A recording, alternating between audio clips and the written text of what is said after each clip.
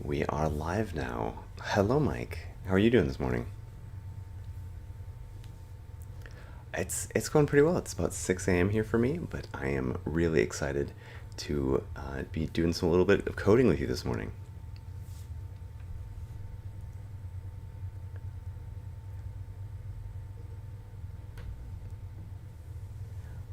I I just realized that the video online says that it's already at 5 minutes of an hour.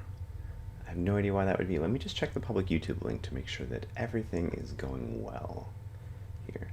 Do you even have the public YouTube link? You you found it? Oh, very nice.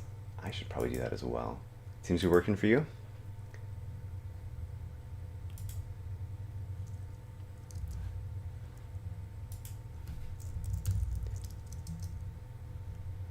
Yes, I think that is what we're going to do here. We might be able to get around that, but if that's all right, uh, hopefully you can conceptualize all the things that are going on. And if you can't, we can fix that. But let me just talk us through what we're trying to do today. So Mike works, or actually, do you want to just introduce yourself, Mike?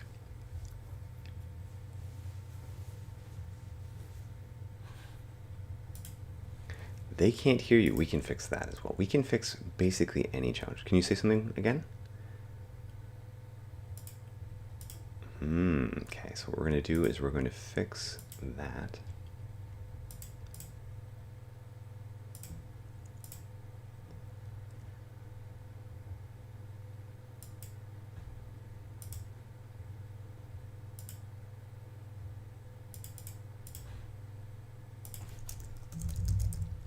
What fun is it if they can't hear you? They just half an hour just watching me? Built-in monitor.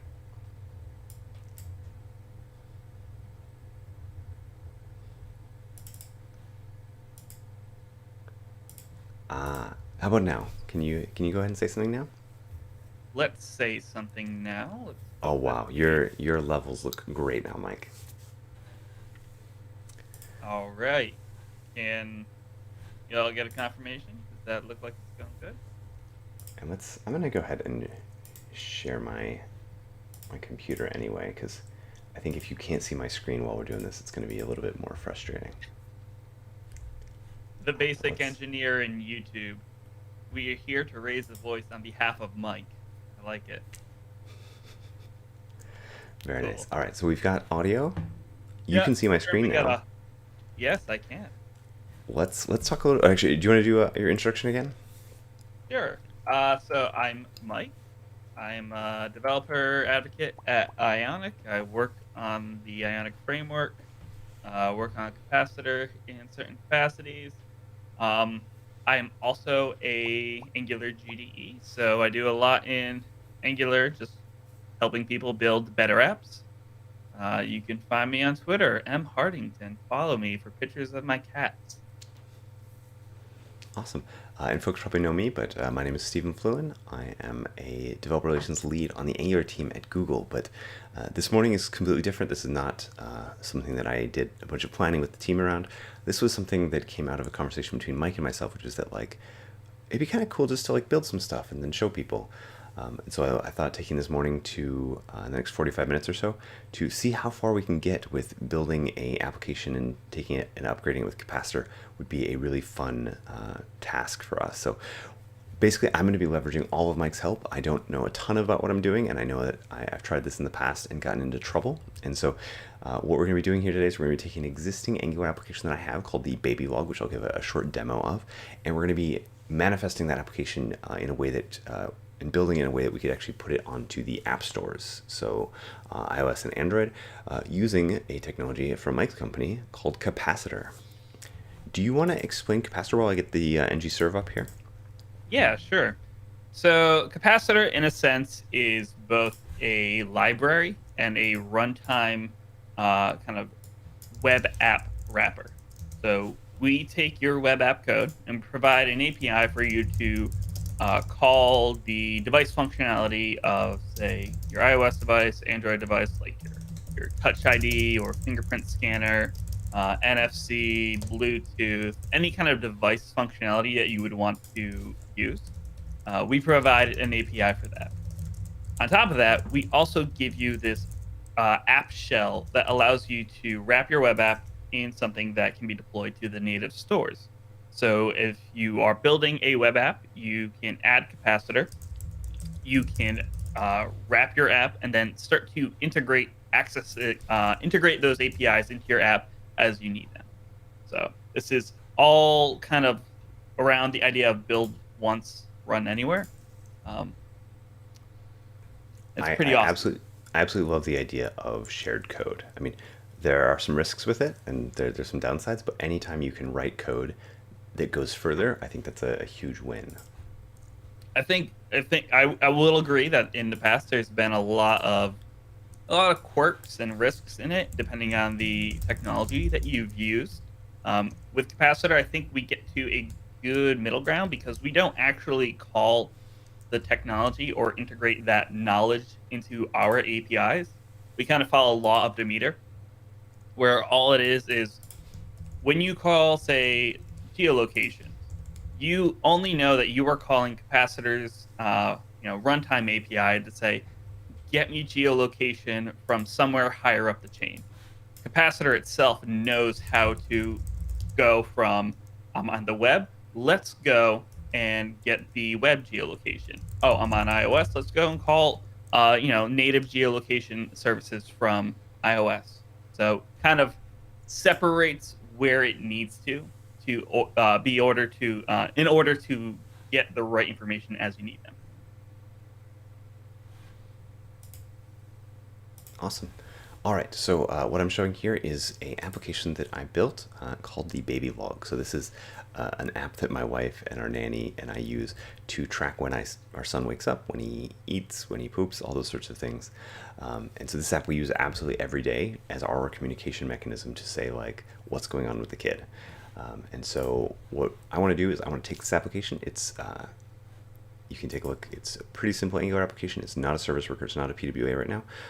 And actually try and build it in a way that you could ship it on an app store because it's a really nice collaboration tool. And if you could have this native app experience and maybe use some of the native APIs or build widgetry, like all those sorts of cool things would be, I think, really, really nice in the long run. So why don't you walk? So I know a little bit about the process in terms of let's go install Capacitor, let's run the Capacitor CLI. Do you want to walk me through those, or do you want me to just take a stab at doing some of those? Sure, let's kind of walk you through it. So from your command line, we're actually going to make use of an ng add that we have for this. So you can run ng add at capacitor / Angular. And really, this is just kind of a nice tool to add. It doesn't replace anything or augment the actual experience because we just install the packages and call Capacitor's CLI under the hood. So this will go out and install dependencies from npm, like the Capacitor core library, and then the Capacitor CLI, and make some modifications to your root app component. We can go over that afterwards. All right, we can actually take a look. If you're ever curious what an ng add command is doing, I always just open up the git log in VS Code and I can see, hey, let's kill this terminal. There we go. Wow, that is too zoomed in, my friends. And I have to remember that I can't use the right side of my window because the images are over there.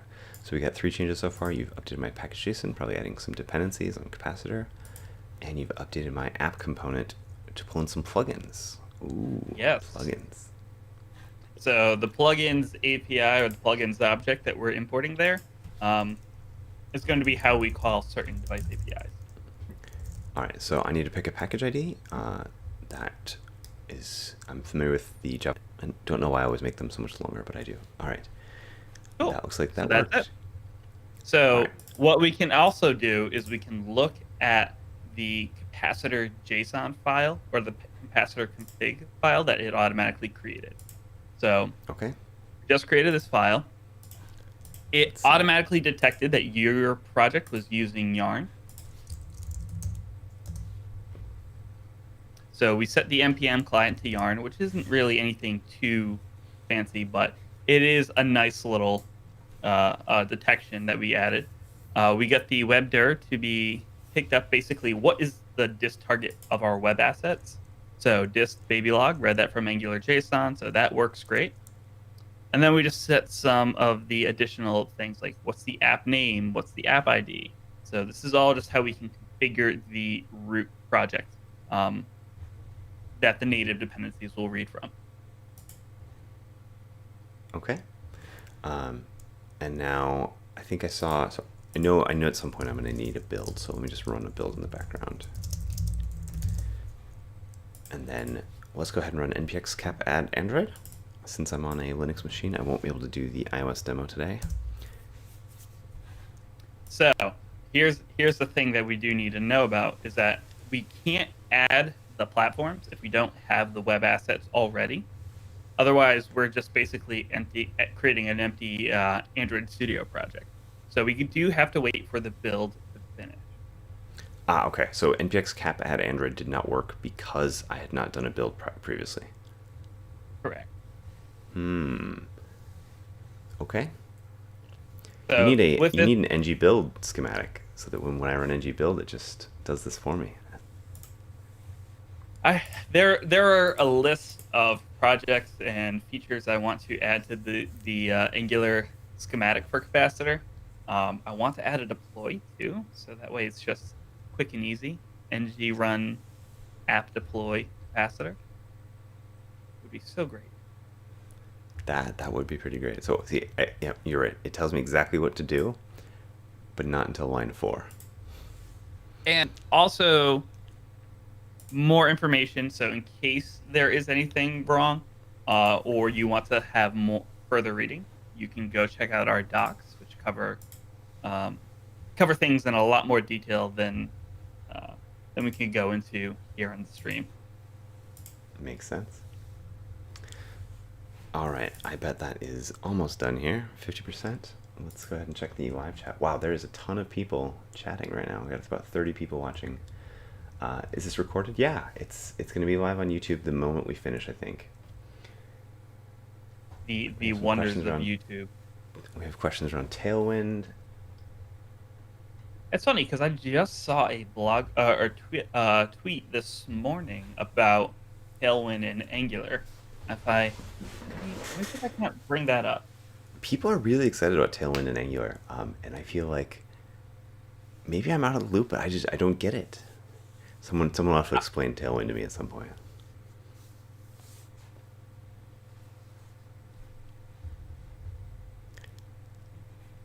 How's that build doing? Oh, it's taken forever because I'm live streaming and re-encoding and screen sharing, and I also have Android Studio in the background as well. The joys of modern app development. Clearly need a new graphics card, CPU. Just update all the things, right? Basically, give yourself a supercomputer in the form of a laptop.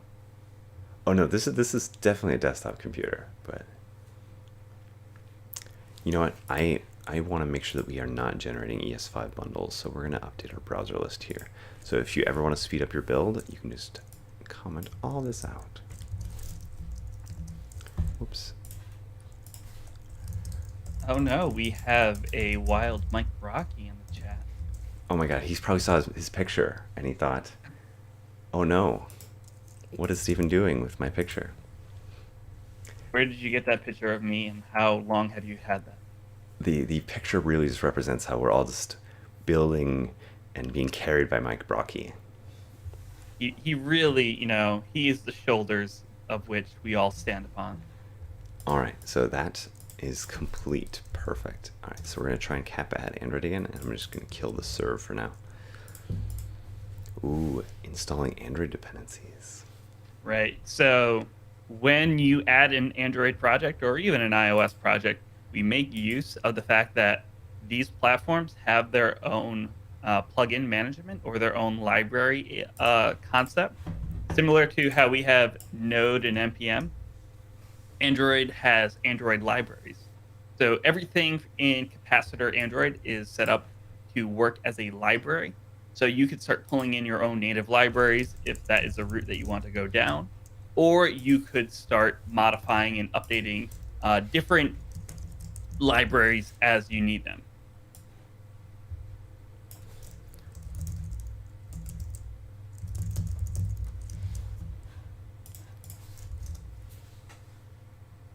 So I had an error because my path to Android Home or Linux Android Studio path didn't exist, so I've added that, and I hope that that works a little bit better. Ooh, it looks like something's opening in the background. What's this? Oh, What's hey, this? everything's working. All right. Now, one thing that I was really surprised by as a web developer is how ridiculously long this kind of just setup process takes, because this is not a Ionic thing, this is not a capacitor thing, this is not an Angular thing. This is entirely Android Studio parsing, understanding the files, fetching things from the internet, reprocessing them, building models, indexing. Like, this seems to take forever. So while that is all running in the background, Mike, maybe one thing we can do is, can we make sure that I'm on the latest version of Android and the build tools and all that? Or is that not something we Sure. can do yet? We should be able to double check that. So if this is Android Studio, you should be able to pull up your settings. Okay. And again, everyone here is going to see that I am not an Android Studio guru. And is it even possible to make this bigger? Can I zoom in? I think you should be able to just hit the maximize button and open them up that way. Maximize button? What's the maximize button? Don't you? What's these in the top right corner? You Like, have the I mean, I X. want to zoom so that people can see better on the live Ah, stream. yes. So go to File and yep, you'll be able to bring up the preferences. It's if you've used WebStorm in the past, this isn't too different from that. It's Android Studio is based on the open source version of IntelliJ, so we have a lot of similar settings. There's no just Control Plus. Should be able to just do Control Plus. Really? No. At least not on No, Linux, you can't. is it Command Plus or whatever their version of that is? Here, you know what we can do? What's that? How to zoom Android Studio Linux. Control Shift A. If only there was this giant internet resource that searches for things. Smart zooming? I don't know which one of these I want. Which one of these do I want? That's a very good Oh, question. increase font sizes, not zoom.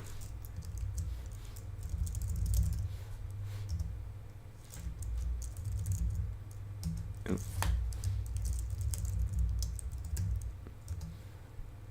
All right, I don't know if that's actually working. We're just gonna ignore that for now. Hopefully everyone can squint and see. All right, so how are we gonna keep Android up to date here? I think I So go to you open up SDK the Manager. SDK Manager. Uh-oh, I'm out So of date. What do I do? you're out of date in one version of Android. You could go through this whole process of updating that, um, which you can do that. It's going to take some time. Let's not, Um, if it's gonna take time. Let's try and avoid that. yeah. So if you have your a device plugged in or something that you can do, it looks like Android is it still running, or is that just from you hitting the button? Something in the background, but I hit the play button. Is that not the right thing? No, that should be fine. Ooh. So I'm looking at chat. Basic Engineer says control and then closing square bracket should be able to bump the size. Maybe that's bumping the font size. It's definitely not bumping the UI size. So let's Yeah. open a file It's probably way too big now at this point.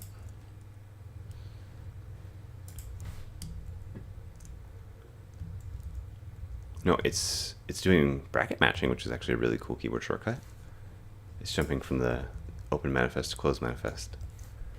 So thank you, Basic Engineer, for trying, but not on this machine. All right, so we're actually in an Android manifest now. What should we be doing with our app while the emulator is booting up in the background?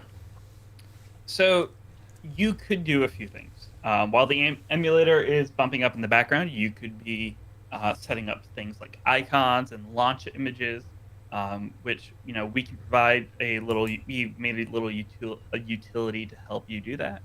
Really, you don't need to modify this too much, unless you are adding plugins and capabilities that need to modify the default Android manifest. You don't need to worry about this too much. So I tend not to really even bother with the manifest. It just happens to work. All right, so ignoring the jankiness of my emulator, it looks like it worked. Yeah, you have an app. Let's see. Click the button. See if it does anything.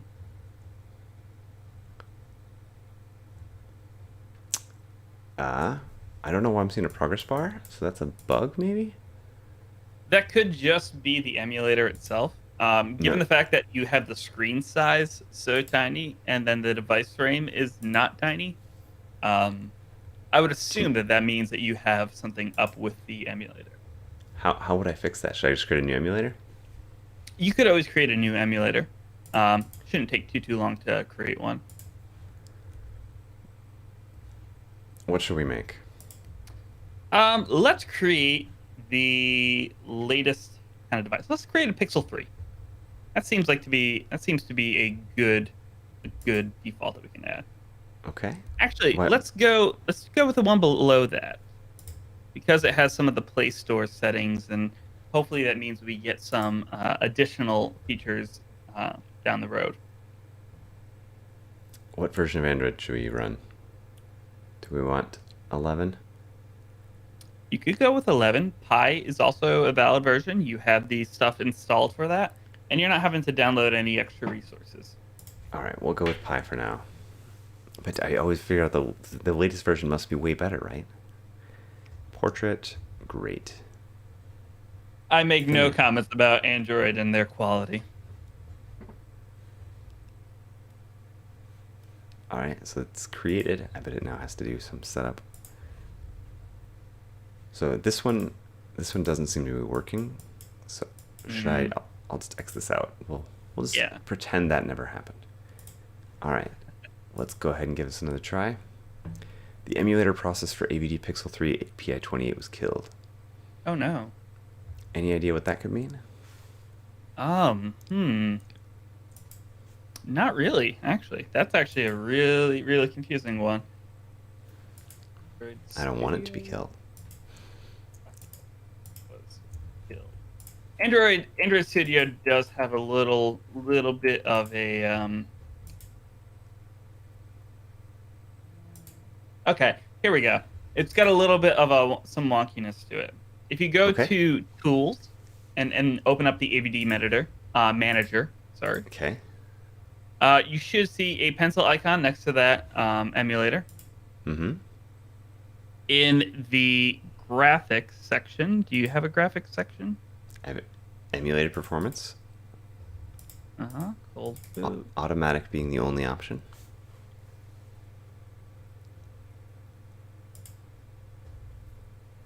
It's only got automatic. Okay.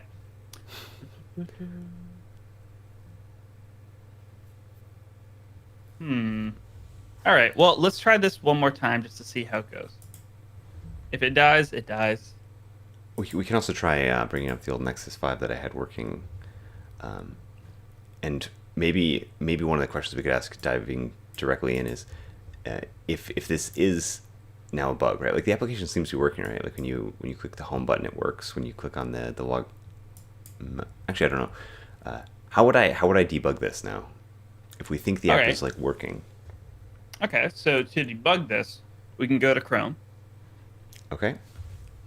Now, Chrome lets you debug any kind of Android process. So if you go to the URL bar, you can go to Chrome ://inspect.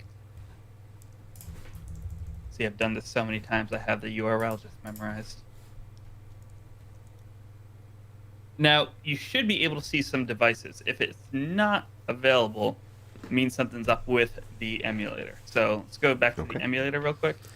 We can do a sanity check here. And just plug in my computer. It should also work, right? Oh, remote debugging is not available in incognito mode. That would do it.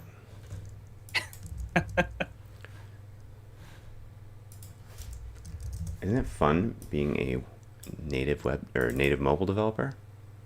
You know, web developers, we complain about not being able to vertically center a div, but we don't have to deal with Android Studio and all of the native development tools.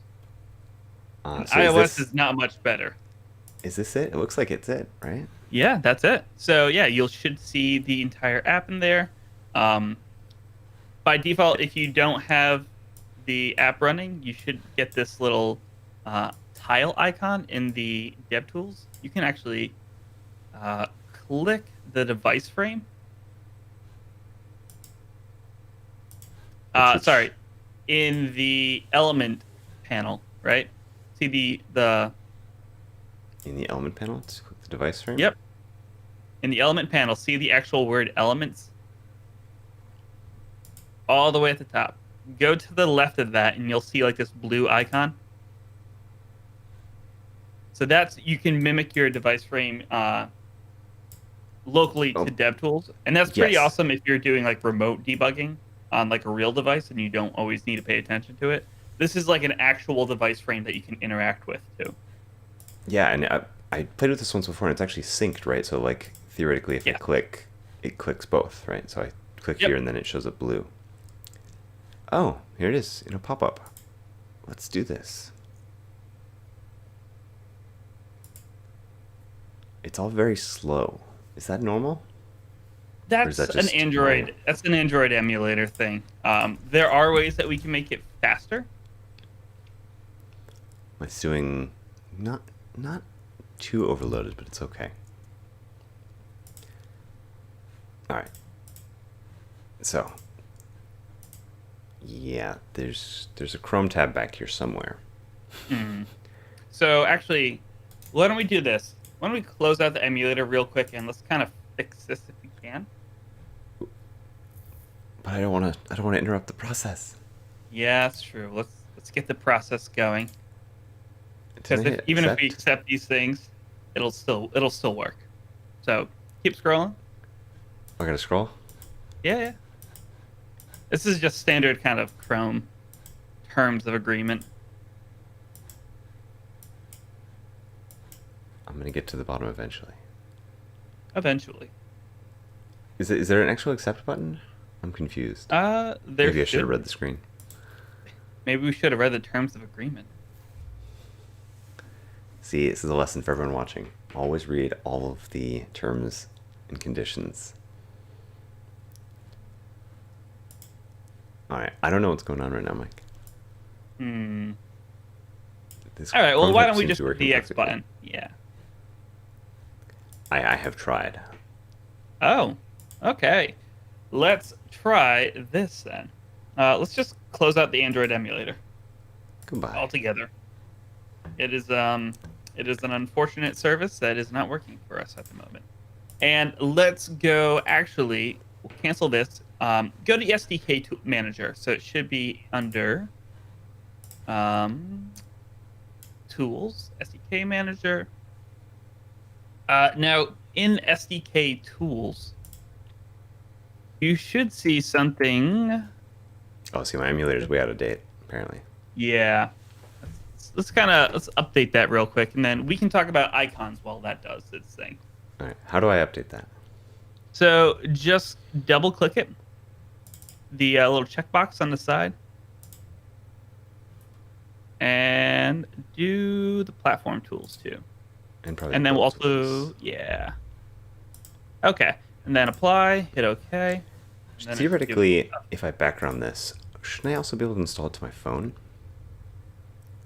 You should be able to install to your phone, and then we could just open up Chrome debugging tools. So let's make sure I have DevTools enabled on my phone so that ADB can see my phone. So I'm going to go to System, Advanced, Developer Options. They are on, and my phone is plugged into my computer. Let's try a different USB-C cable. We have many, many cables in my house. Ooh, that's a good sign. It says USB debugging enabled. Yes, finish. It wasn't too bad. No, not bad at all. So this says ADB is actually connected, but my phone's not showing up. All right. Well, here's what you can do. Go to your terminal real quick. This is like a nice little hack that I have. Yeah, ADB list. I think it's ADB dash list. Oh, ADB doesn't exist. Platform tools.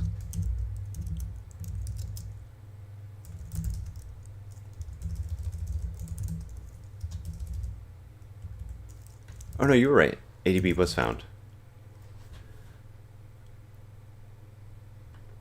So what's the command? ADB devices. Devices, yes. Womp Okay, womp. so you can do ADB dash kill dash server. Remove the leading dash from front of kill. So kill the server, and then ADB start hyphen server, and then ADB devices. Oh no! So something about your device isn't working, or your phone isn't connected or being picked up by your device. I will say I have successfully connected this before, and look, USB debugging enabled. It says it works. All right.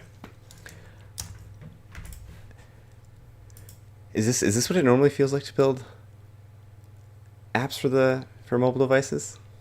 This isn't too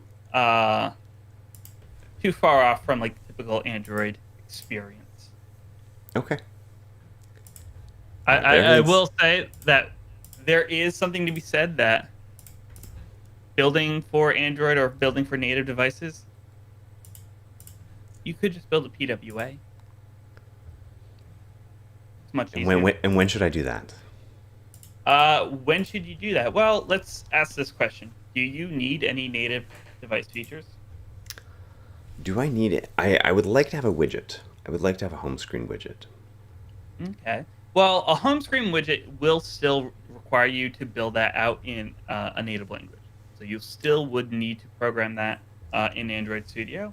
Is that a must-have, or is that a nice-to-have? Home screen widget would be a nice to have, but I wouldn't even mind the idea of building that native if the rest of the app just kind of worked. Okay. Well, in this case, if you just want to go, if you want to build that out, we can always do that another time. But if you want to go out and build a, what's the word? A PWA, we could do that, and it actually is not changing too much, and we don't need to deal with Android Studio. You tell me. I'm following your lead here. Okay, well, let's try that then. Android Studio has so far proven to be our enemy today. Unless we get this one running.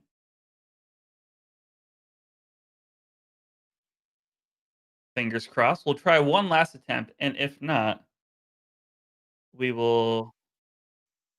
It. Ooh. Note to self: update your development tools. Don't let them go out of date.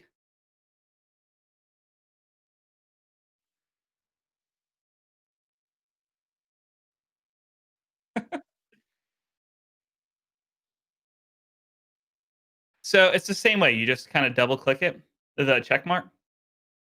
And you just double check. That just means that it's installed and is available. If you just double check it, click it again. Oh wow. All right. It always worked for me to just double click it and then it should update. Anyway, let's go back to the emulator. This looks much better.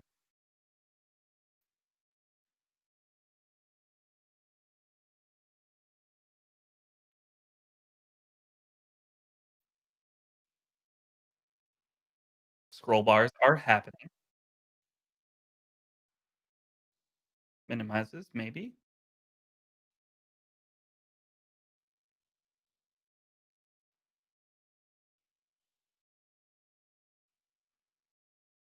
That's even better sign.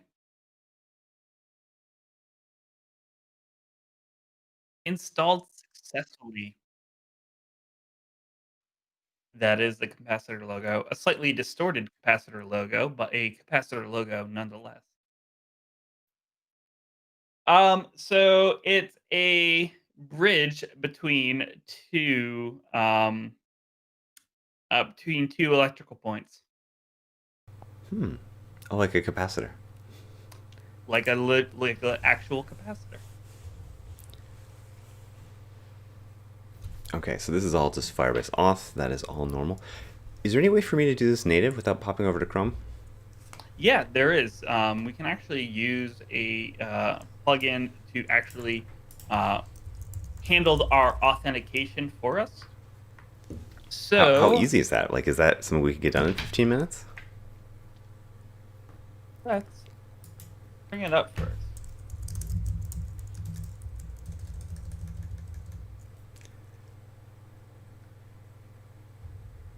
Ivana says, "Don't give up, guys. Keep trying." This is exactly what it's like building an app with Android, she says. Yeah, it feels really reassuring to know that this is not a You're not alone. yeah. Make sure I don't type in my mobile password on the live stream because you can see every key I type. Alright, now I'm doing my oh so awesome two-factor, which I highly recommend. If you're not using two-factor, none of your accounts are actually secure.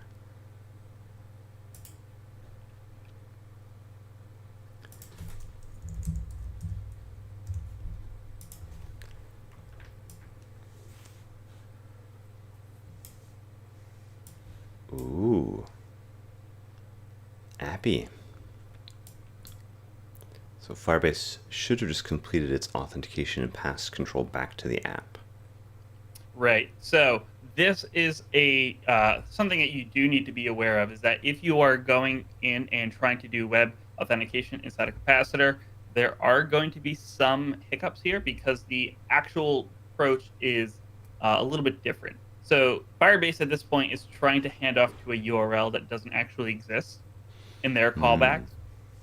So we do actually need to use a plugin here, which should be pretty easy to install. Let's go in and I'm going to send this to you in some chat. Got it.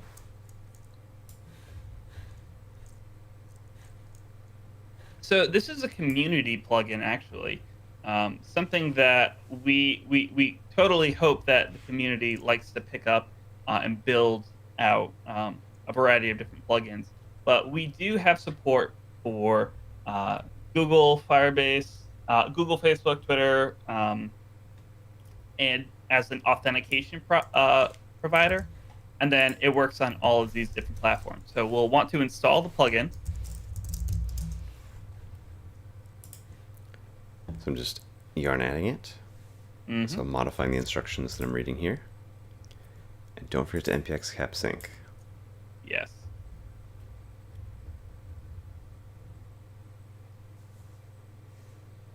Got a bunch of npm warnings, which is par for the course. Yeah, that's that. I will. I'll take. I'll take the blame for that first few. Capacitor Android or.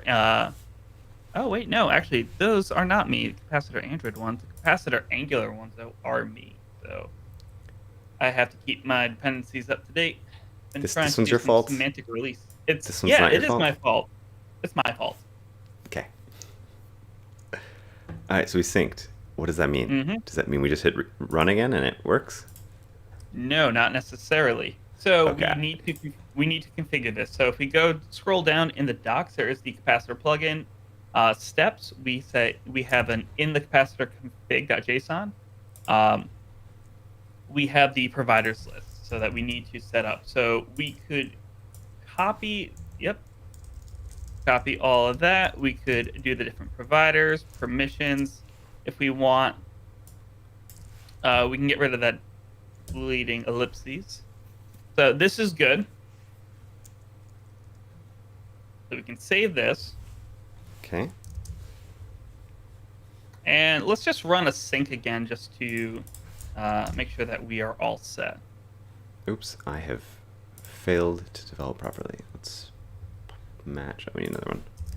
Plugins.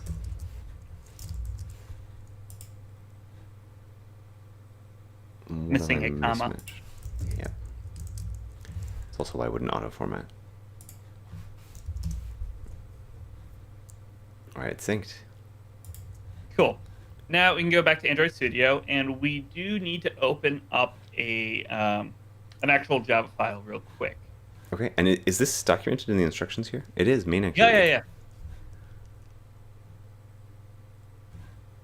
And it actually tells me the path. Oh, Android app source main. Where's Android? I see no Android folder. Oh, app. Java? That's not the path they told me, but what else? Add a reference capacitor Firebase auth plugin to initial it inside the bridge initialization. Just So yeah, all we some need to do cargo is add that programming here, import statement. and then do I need to change the signature of init at all? No, No. just add.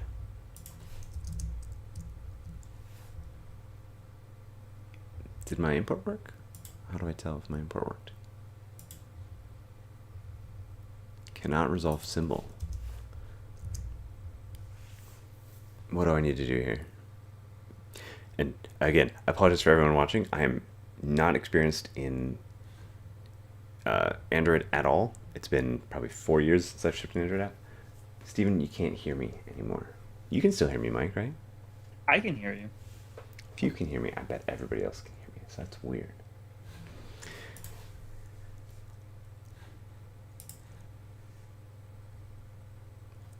Any idea why Baumblatt would not exist?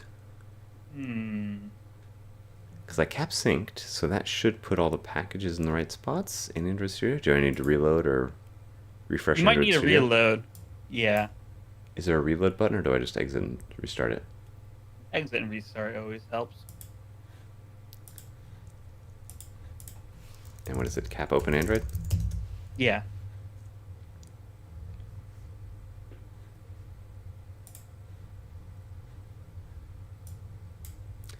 Thank you again for going on this journey with me.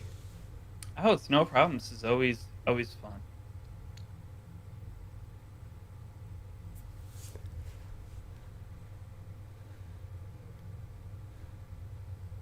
Ooh, Android Studio's loading. Here it comes. This is actually really, like, this emulator's better than I remember. I've gotten to the point where I just kind of I don't really use the emulator at this so much. I just kind of use the actual device and go from there. It tends to be a lot faster, and you can find a device on like Amazon or some website for super cheap these days. I actually have every single phone I've ever owned. I kept them all. Same. Oh, really? That's awesome. We can play. It's a very, very small collection because I don't really update my phone too much, but I try to. Should I update my Android Gradle plugin? I doubt that's the problem, but Yeah, I doubt that's a problem as well. what are you thinking? Do we need to read the docs better? I'm looking through the docs at this point right So we're gonna just take a look here. How to config. So I did the capacitor, did cap sync, Mm-hmm. added the import. I mean, this means that Gradle can't find this. So I must have to add a reference in Gradle, right? Like, how do you install a dependency in Android? So they should be able to have a post-install script that handles all of this for you. So it should be able to do most of the plugin copies and then references. Oh, it says, do I need to manually add Firebase to my native project? You probably do need to add Firebase to your native project, which looking at the docs isn't too much.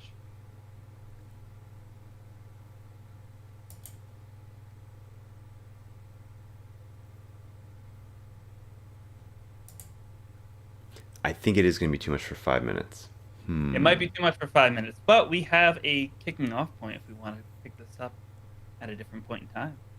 Awesome. So let's pick this up at another time. So let's just kind of summarize what we figured out here today. So we took an existing Angular application that works. We installed Capacitor, which was very, very easy. We added Android, which had a couple little hiccups, but we got past those. We got Android Studio working. We got our emulator working. And now we started going through the incompatibilities between web expectations of, like, for example, just being able to pass off to a web page and then have control handed back to my app, which is something that Firebase authentication requires.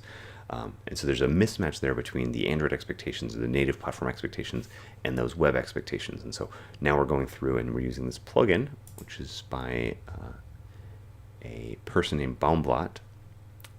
And we're going to have to install all the Firebase SDK in order to get that authentication to work.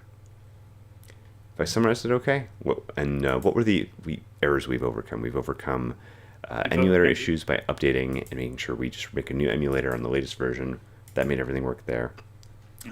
We've overcome you couldn't npx cap add Android until we redid a build of the mobile application, so that makes sense. Did we overcome anything else? We also overcame the fact that Android Studio, it has some hiccups here and there.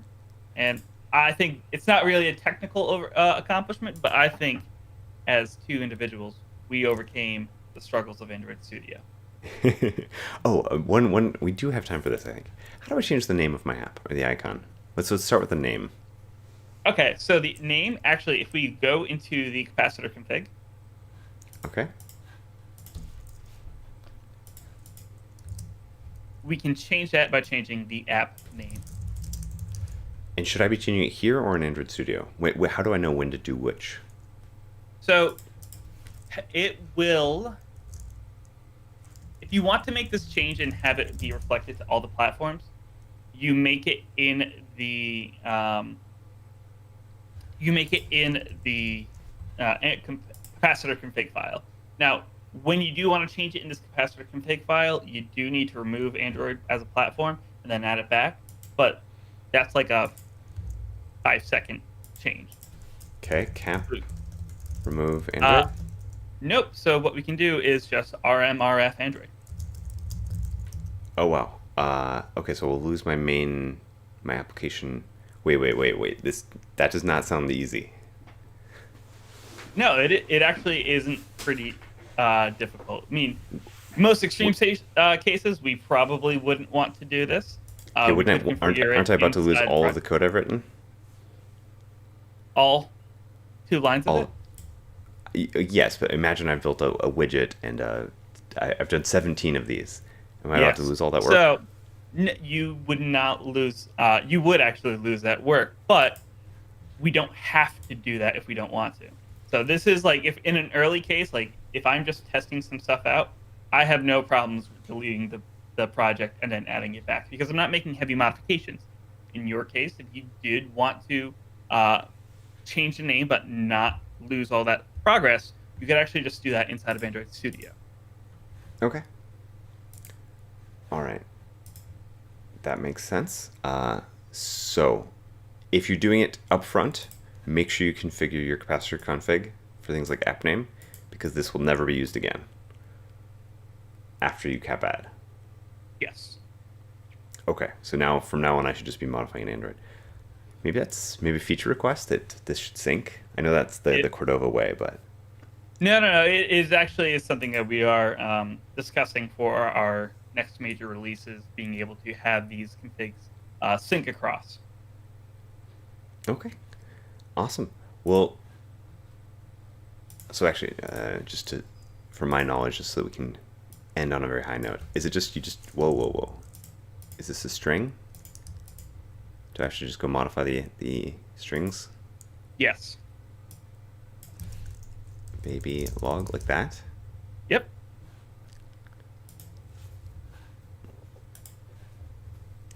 Theoretically, hopefully that will reinstall it, change the name. How much Android would you say you have to know to be effective with Capacitor and Ionic?